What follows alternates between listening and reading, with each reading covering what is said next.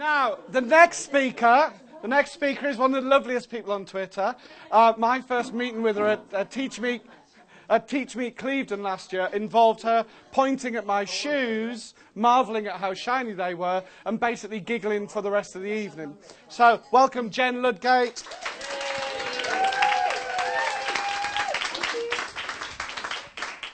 Right, it's really weird having a microphone that means you can't hear me, so I apologise if you can't hear me because I've had parents' evening the other day and I completely lost my voice nearly, so I nearly couldn't talk.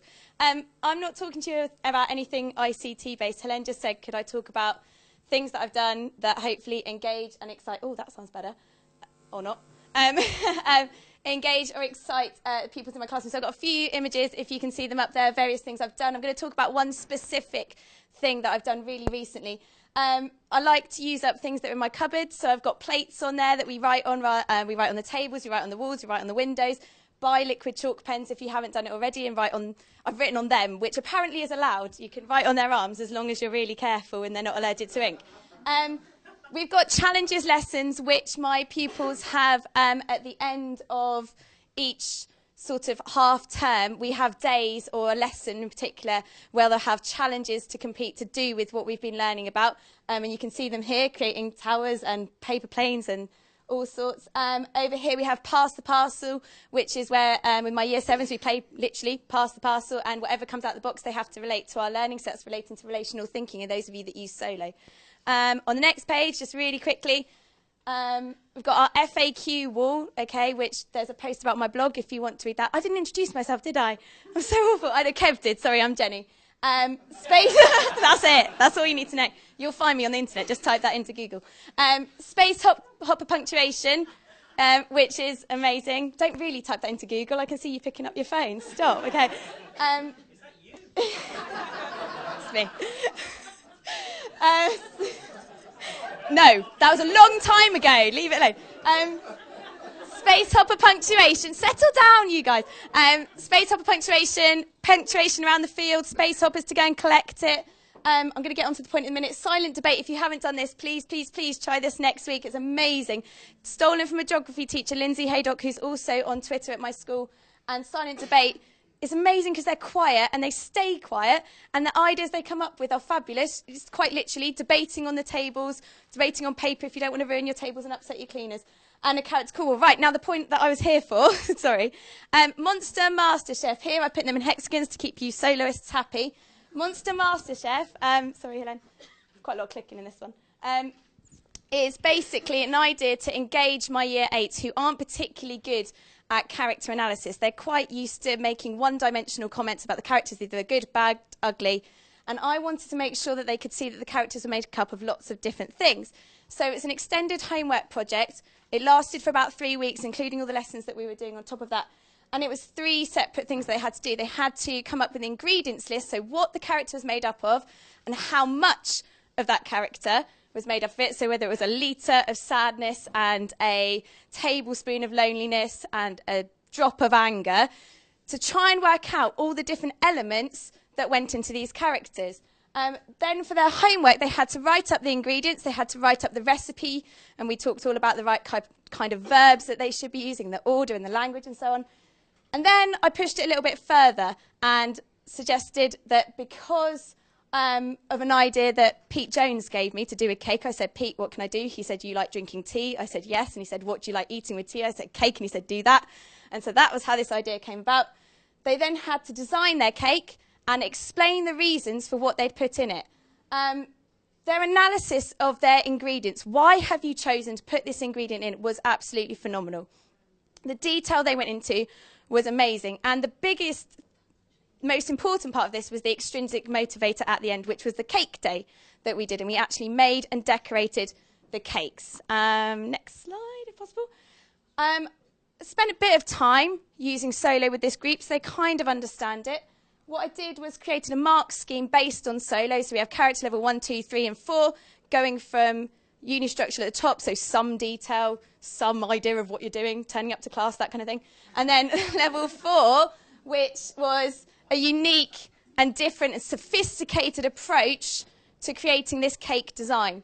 and also a unique and specific and sophisticated approach to writing up the explanation, which is what I was after at the end. I was after higher level analysis of the characters than we'd had in our previous reading assessment. After the, sorry, yeah, next one. So just quickly, there's like a bouncy arrow, that's nice.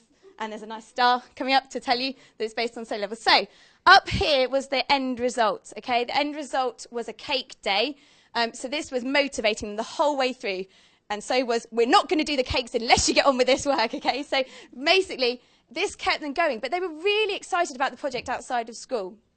On the cake day, I had to turn my room into a technology room because we didn't have any spare. So I covered the tables in banquet roll. Now, this actually led me to a further idea, which was, as well as decorating the cakes in response to their homework and their extended projects, on the day they had to analyse and annotate before they could eat the cake. I'm really mean.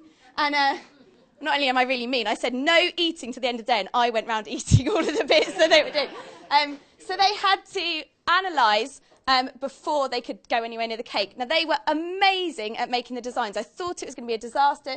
It wasn't at all. It was absolutely brilliant. They used all of their knowledge that they had about the character already, all of their designs that they'd already used, and designed the cakes on the day. Okay, I bought them from Tesco. I didn't make 60 cakes.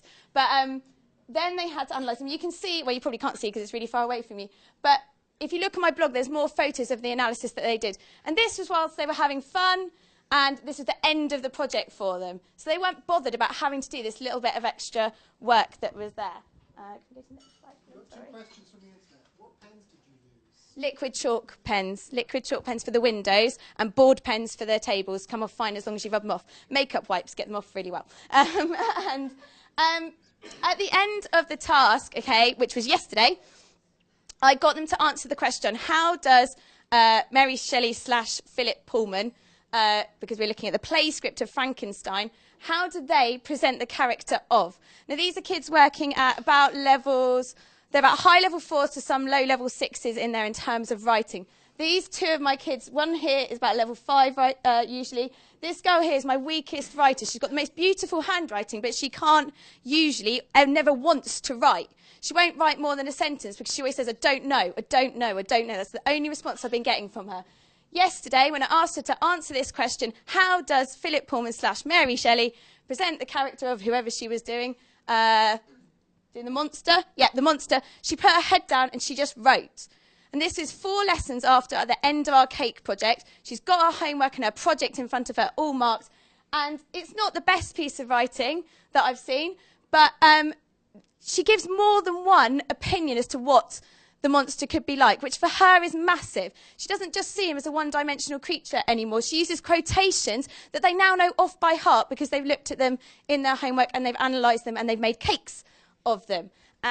Very quickly, just at the end. So the results are, I don't particularly like talking about levels necessarily because it is an ongoing thing, but they have definitely increased their levels in terms of writing in their reading assessments.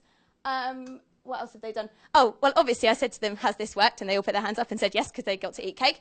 But actually, one of the best things was one of my vaguely lively girls said, oh, miss, I just don't want to be rude. I don't want to be rude. And I said, it's fine. If you didn't like doing it, tell me. It's okay. If you didn't want to do it, I don't mind. I want to hear the... So I don't want to be rude about the other teachers, miss. I went, what do you mean? She went, well, it was better learning because it was fun. And I was like, yes, it was better learning because it was fun. And I know that we all know that, and I'm preaching to the converted, but it's just this idea that I've kind of stolen after the event. I went to see Nina Jackson at a conference recently, and she had this equation, which is I + E = M. And I know she's using it in her new book, which is coming out soon, which she said I have to say, go and buy it. And she said, basically, intrinsic motivation, which was there once they got going with the homework, they didn't want to stop doing it. They wanted to put the effort in and show me what they were doing. Plus the extrinsic motivation, which is obviously the cake, equals motivated learners. And they absolutely are now putty in my hands. I can do anything with them at the moment. Fingers crossed that will last for at least another week, and it will keep them going. I've also added on the bottom that innovation and engagement also equals motivation. I'm going to shut up in a minute, I promise. Yeah, that's it. If you want to understand what the hell I've been on about for the last 5, 10, 15, however long it's been, minutes, I've written it up much more succinctly on my blog. Excuse the errors because it was last night quite late, so I'll go back in and put apostrophes in later. Okay. Sorry, yeah, it's so on Twitter it's at Miss J Ludd, and it's Ludgate altogether. Everyone thinks my surname's Ludd, it's not. And it's a WordPress site, so it's littlemissludd.wordpress.com. That's me. Thank you very much.